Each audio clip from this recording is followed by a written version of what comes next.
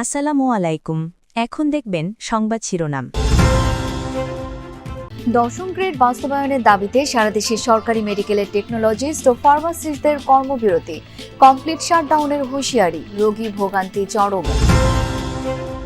3 দফা দাবিতে সরকারি প্রাথমিক শিক্ষকদের কমপ্লিট শাটডাউন কর্মসূচি, পরীক্ষা নিয়ে অনিশ্চয়তা, মাধ্যমিকে শিক্ষকদের কর্মবিরতি। বগুড়া 4-এর বিএনপি মনোনীত মোশাররফ হোসেনের বিরুদ্ধে সনদ জালিয়াতির মামলা, ফেল করেও ডিগ্রি সার্টিফিকেট নেয়ার অভিযোগ। লালমনিরহাটে স্বেচ্ছাশ্রমে তৈরি হয়েছে 80 মিটার দীর্ঘ বাঁশ ড্রামের ভাসমান সেতু, 2 পাড়ে চলাচলে মানুষের স্বস্তি। এতক্ষণ দেখছিলেন সংবাদ শিরোনাম, এখন দেখবেন বিস্তারিত। দশম গ্রেড বাস্তবায়নের দাবিতে সারা দেশে সরকারি হাসপাতালের মেডিকেল টেকনোলজিস্ট ও ফার্মাসিস্টরা সকাল থেকে দুপুর পর্যন্ত কর্মবিরতি পালন করেছেন। এতে রোগ নির্ণয় পরীক্ষা ও ওষুধ বিতরণ কার্যক্রম বন্ধ থাকায় চরম ভোগান্তি পোহাতে হয় রোগী ও স্বজনদের। দাবি আদায় না হলে আগামীকাল থেকে কমপ্লিট শাটডাউনের হুঁশিয়ারি দিয়েছেন আন্দোলনকারীরা। কিছুই খাই নাই, আমি এখন খাইতে পারি না। নিজের ভোগান্তির কথা বলছিলেন এই বৃদ্ধা। চাঁদপুর 250 শয্যা জেনারেল হাসপাতালে চিকিৎসা নিতে এসে মেডিকেল টেকনোলজিস্ট ও ফার্মাসিস্টদের কর্মবিরতি কর্মসূচির মুখে ভোগান্তিতে পড়েন তিনি। শুধু চাঁদপুরই নয়, দেশের বিভাগীয় জেলা ও উপজেলা পর্যায়ের সরকারি হাসপাতালগুলোর মেডিকেল টেকনোলজিস্ট ও ফার্মাসিস্টরাও দশম গ্রেড বাস্তবায়নের দাবিতে সকাল থেকে দুপুর পর্যন্ত কর্মবিরতি কর্মসূচি পালন করেন। রোগ নির্ণয় পরীক্ষা ও বিনামূল্যের ওষুধ না পেয়ে চরম ভোগান্তিতে পড়েন রোগী ও তাদের স্বজনরা। অনেকেই পরীক্ষা নিরীক্ষার জন্য ছোটেন বেসরকারি ডায়াগনস্টিক সেন্টারে। এখনো পারি না। আমরা বলছে যে 12টা পর্যন্ত এই কর্মবিরতি চলবে।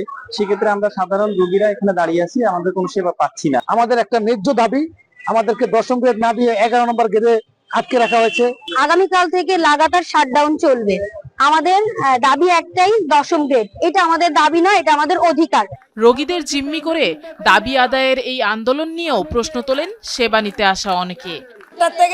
ছটার থেকে সিরিয়াল দিচ্ছি, ছটার থেকে দাঁড়াই লইছি। সবাই দাঁড়াই আছে এখানে, আমাদের খুবই কষ্ট হচ্ছে। ওনারা কি বাস্তবায়ন করতেছে আমরা তো বলতে পারতেছি না, তো আমাদেরকে এরকম কষ্ট দেওয়া তো ঠিক না। আন্দোলনকারীদের অভিযোগ, বিভিন্ন সময় আশ্বাস দেয়া হলেও কর্তৃপক্ষের সদিচ্ছার অভাব ও আমলাতান্ত্রিক জটিলতায় তাদের দাবি বাস্তবায়ন হচ্ছে না। সরকারের কাছে উদাত্ত আহ্বান, জরুরি ভিত্তিতে আমাদের এই দশম গ্রেডের দাবি বাস্তবায়ন এবং প্রজ্ঞাপনের মাধ্যমে আমাদের দাবি বাস্তবায়ন করার জন্য বিশেষভাবে অনুরোধ করছি। যদি দশম গ্রেড ইতিমধ্যে প্রদান করা হয়, তাহলে আমরা এই কর্মবিরতি থেকে আমরা চলে যাব, আমরা স্ব কাজে ফিরে যাব। আমাদের এই 4 ঘন্টা কর্মবিরতির পরেও যদি সরকারের টনক না নড়ে, আগামীকাল থেকে আমাদের পূর্ণাঙ্গ শাটডাউন, পূর্ণাঙ্গ কর্মবিরতি চলবে। দাবি বাস্তবায়ন না হলে আগামীকাল থেকে আরো কঠোর কর্মসূচির হুঁশিয়ারিও দিয়েছেন সরকারি হাসপাতালের মেডিকেল টেকনোলজিস্ট ও ফার্মাসিস্টরা।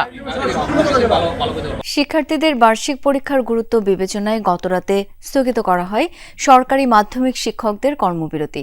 সকাল থেকে নির্ধারিত সময়ে শুরু হয় বার্ষিক পরীক্ষা, তবে রাতে হঠাৎ করেই কর্মবিরতি স্থগিতের নির্দেশ আসায় সব শিক্ষার্থীকে বিদ্যালয় খোলার বিষয়টি জানাতে পারেনি অনেক স্কুল কর্তৃপক্ষ। সেসব বিদ্যালয়ে আজ পরীক্ষা না হলেও আগামীকাল থেকে যথারীতি চলবে পরীক্ষা। এদিকে 3 দফা দাবিতে সরকারি প্রাথমিক বিদ্যালয়ে কমপ্লিট শাটডাউন চললেও বিভিন্ন স্থানে দেখা গেছে ভিন্ন চিত্র। কর্মসূচি শিথিল করে পরীক্ষা নিয়েছে কিছু শিক্ষক। আবারও যেন প্রাণ ফিরেছে বিদ্যালয়ে। সকাল সকাল কোমলমতি শিক্ষার্থীদের পদচারণায় মুখর বিদ্যালয় প্রাঙ্গণ। শিক্ষার্থীদের পরীক্ষার গুরুত্ব বিবেচনায় 2 দিন ধরে চলা সরকারি মাধ্যমিক শিক্ষকদের কর্মবিরতি স্থগিত করা হয়। তাই স্কুলগুলোতে নির্ধারিত সময় শুরু হয় বার্ষিক পরীক্ষা। তবে ভিন্ন চিত্র ছিল বিভিন্ন স্থানে। রাতে হঠাৎ করে কর্মবিরতি স্থগিতের ঘোষণা আসায় বিদ্যালয় খোলার বিষয়টি সব শিক্ষার্থীকে জানাতে পারেনি কর্তৃপক্ষ। এতে অনেক স্কুলেই পরীক্ষা হয়নি। সেসব স্কুলের শিক্ষকরা জানান আগামীকাল থেকে যথারীতি নেওয়া হবে পরীক্ষা। এতে অনেকটা স্বস্তি ফিরেছে অভিভাবকদের মাঝে। দাবি থাকবে, সরকারের কাছে বিভিন্ন দাবি দেওয়া থাকবে, কিন্তু স্কুল বন্ধ করে এবং পরীক্ষা বন্ধ করে নয়। একজন অভিভাবক হিসেবে আমরা চাই আমাদের সন্তানরা যেন শিক্ষা পায় এবং তাদের যেন পরীক্ষাগুলো ঠিকমতো হয় এবং শ্রেণীকক্ষে যেন তারা সুন্দর মতো ক্লাস করতে পারে। এদিকে গেল কয়েকদিন ধরে 11তম গ্রেডে বেতন ভাতা নির্ধারণ সহ 3 দফা দাবিতে কর্মবিরতি পালন করছিলেন শিক্ষকদের একাংশ। দাবি আদায়ে কমপ্লিট শাটডাউন কর্মসূচি পালন করছেন সরকারি প্রাথমিক বিদ্যালয়ের সহকারী শিক্ষকরা। এরই মাঝে কোথাও কোথাও অভিভাবকদের সহায়তায় বার্ষিক পরীক্ষা নেন প্রধান শিক্ষকরা। কর্মবিরতি শিথিল করে পরীক্ষায় গার্ড দেন কিছু শিক্ষকও। প্রথম এবং দ্বিতীয় শ্রেণীর মূল্যায়ন নিয়েছি অভিভাবকের সহায়তায়। সমস্যা হয়েছে, তারপর আমার নেতে আমি নিয়েছি। প্রধান শিক্ষক আছেন, তিনি তার তত্ত্বাবধানে আমাদের পরীক্ষা নিয়ে নিচ্ছেন। যেহেতু একটা বার্ষিক পরীক্ষা বাচ্চাদের ভবিষ্যৎ, এজন্য প্রধান শিক্ষক তার নিজ দায়িত্বে। প্রধান শিক্ষক এই আন্দোলনের সাথে জড়িত না, তাদের সংগঠন আলাদা, সেভাবে তার পরীক্ষাটা আমরা নিয়ে নিচ্ছি। শিক্ষকরা বলেন তারা অবিলম্বে নিজ নিজ কর্মস্থল ও শ্রেণীকক্ষে ফিরে যেতে চান, কিন্তু যতক্ষণ পর্যন্ত দাবি মানা না হচ্ছে ততক্ষণ পর্যন্ত কর্মসূচি চলবে। আমাদের 3 দফা দাবি যতক্ষণ পর্যন্ত বাস্তবায়ন না হবে আমরা ততক্ষণ পর্যন্ত কর্মবিরতি এবং সম্পূর্ণ শাটডাউন কর্মসূচি যে আছে আমরা সেই কর্মসূচির সাথে একাত্মতা ঘোষণা করি। এই আন্দোলন কর্মসূচি স্থগিত করা সম্ভব না। এখন এই মুহূর্তে চাই আমরা পরীক্ষার হলে ফিরে যেতে। এই মুহূর্তে এক মুহূর্তে আমরা দেরি করতে চাই না। তারা আমাদের দাবিটার একটা যৌক্তিক কিছু, আমাদের দৃশ্যমান একটা কিছু আমাদের দিক। বিএনপি চেয়ারপারসন বেগম খালেদা জিয়ার শারীরিক অবস্থা অপরিবর্তিত, তবে এখনও তার অবস্থা ঝুঁকিমুক্ত নয়। সকালে খালেদা জিয়ার চিকিৎসা সহায়তায় এভার কেয়ার হাসপাতালে এসেছেন যুক্তরাজ্যের বিশেষজ্ঞ চিকিৎসক ডাক্তার রিচার্ড বিলি। চীনের মূল চিকিৎসক দলটিও আজ এসে পৌঁছানোর কথা রয়েছে। এর আগে মঙ্গলবার দুপুরে খালেদা জিয়ার স্বাস্থ্যের অবস্থা জানিয়ে সবাইকে ধৈর্য ধারণের আহ্বান জানান ব্যক্তিগত চিকিৎসক AZM জাহিদ হোসেন। তিনি জানান বিএনপি চেয়ারপারসনকে বিদেশে নিয়ে চিকিৎসার বিষয়ে সিদ্ধান্ত জানাবে মেডিকেল বোর্ড। এজন্য যাবতীয় প্রস্তুতি নিয়ে রেখেছে বিএনপির পক্ষ থেকে তার দ্রুত আরোগ্যের জন্য দেশবাসীর কাছে দোয়া চাওয়া হয়েছে।